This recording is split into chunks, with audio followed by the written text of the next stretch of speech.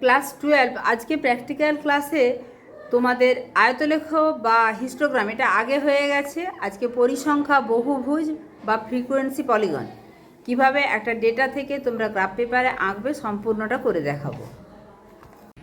পরিসংখ্যা বহুভুজ তোমরা ডান দিকের পাতাতে লিখবে, বাঁ দিকের পাতাতে ছবিটা আঁকবে। যেটুকু লেখা হবে সেটা হচ্ছে পরিসংখ্যা বহুভুজের সংজ্ঞা। আমি একটু রিডিং পড়ে দিচ্ছি।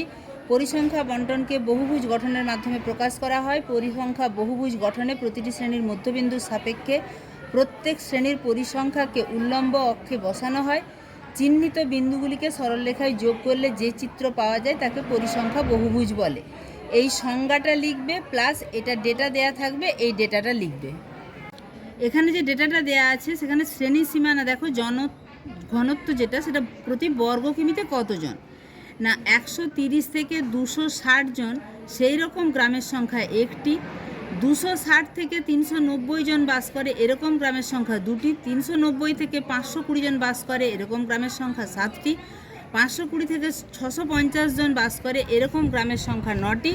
650 থেকে 780 জন এই রকম জনঘনত্বযুক্ত অঞ্চল বা গ্রামের সংখ্যা 8টি। 780 থেকে 910 জন বাস করে এই রকম গ্রামের সংখ্যা হচ্ছে 3টি।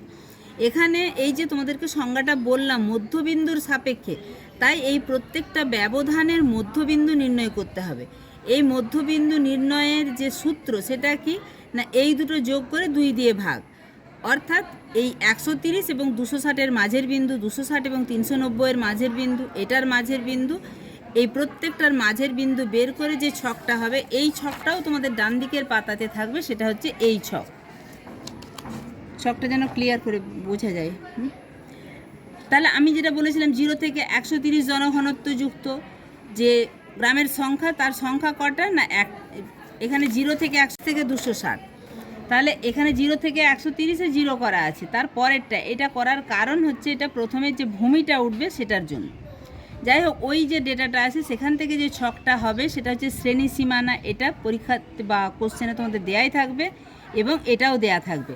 তার মধ্যবিন্দু নির্ণয় করতে হবে, দুটোই যোগ করে 2 দিয়ে ভাগ, অর্থাৎ 130 এবং 260-এর মাঝের বিন্দু হচ্ছে 195, 260 390-এর মাঝে থাকছে 325, 390 520-র মাঝে থাকছে 455, 520 650-এর মাঝে থাকছে 585, 650 780-র মাঝে থাকছে 715, 780 910-এর মাঝে থাকছে 845, 910 1040-এর মাঝে থাকছে 975।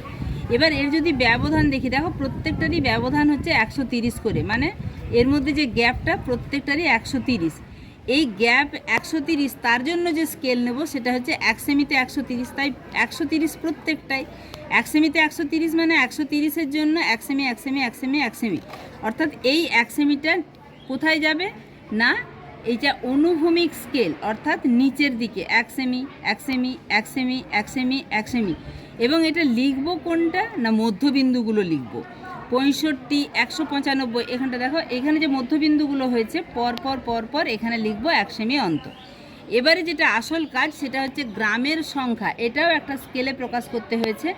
আমি 1 সেমিতে 1 পরিসংখ্যা মানে 1 গ্রাম যদি নিয়ে থাকি, মানে একটা গ্রামের সংখ্যা নিয়ে থাকি, তাহলে 7টা গ্রামের জন্য 7 সেমি, 2টো গ্রামের জন্য 2 সেমি, 9টা গ্রামের জন্য 9 সেমি, 8টা গ্রামের জন্য 8 সেমি, 3টা গ্রামের জন্য 3 সেমি। এবারে প্রত্যেকটার মধ্যবিন্দু থেকে ওই সেমিটা উঠবে।